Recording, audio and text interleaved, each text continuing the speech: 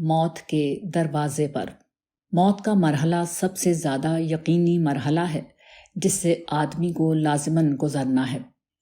یہ تو ممکن ہے کہ کسی کو زندگی نہ ملے، مگر جس کو زندگی ملی اس کے لیے موت کا آنا لازمی ہے۔ ہر آدمی جو زندہ ہے وہ ایک روز مرے گا۔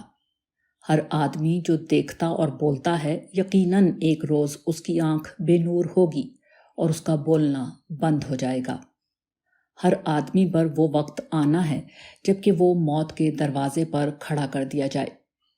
اس وقت اس کے پیچھے دنیا ہوگی اور اس کے آگے آخرت۔ وہ ایک ایسی دنیا کو چھوڑ رہا ہوگا جہاں وہ دوبارہ کبھی نہیں آئے گا، اور ایک ایسی دنیا میں داخل ہو رہا ہوگا جس سے اس کو کبھی نکلنا نصیب نہ ہوگا۔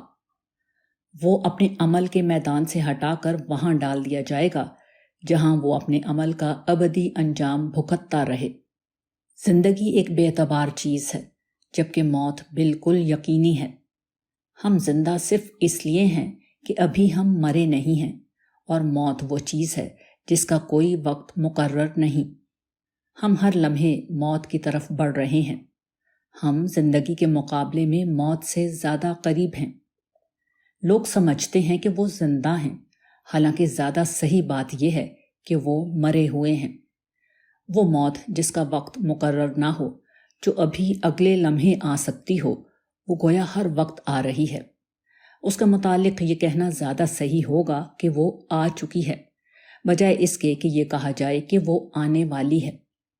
اسی لیے حدیث میں ارشاد ہوا ہے کہ اپنے آپ کو قبر والوں میں شمار کرو۔ موت ہر چیز کو باطل کر دیتی ہے۔ وہ ہماری زندگی کا سب سے زیادہ بھیانک واقعہ ہے۔ تاہم موت اگر صرف زندگی کا خاتمہ ہوتی تو وہ زیادہ بھیانک نہیں تھی۔ موت کا مطلب اگر صرف یہ ہوتا کہ اب آئندہ کے لیے اس انسان کا وجود نہ رہے گا جو چلتا تھا اور جو دیکھتا اور سنتا تھا، تو اپنی ساری ہولناکیوں کے باوجود یہ صرف ایک وقتی حادثہ تھا، نہ کہ کوئی مستقل مسئلہ۔ مگر اصل مشکل یہ ہے کہ موت ہماری زندگی کا خاتمہ نہیں، وہ ایک نئی اور ابدی زندگی کا آغاز ہے۔ موت کا مطلب اپنے ابدی انجام کی دنیا میں داخل ہونا ہے۔ ہر آدمی زندگی سے موت کی طرف سفر کر رہا ہے۔ کسی کا سفر دنیا کی خاطر ہے اور کسی کا آخرت کی خاطر۔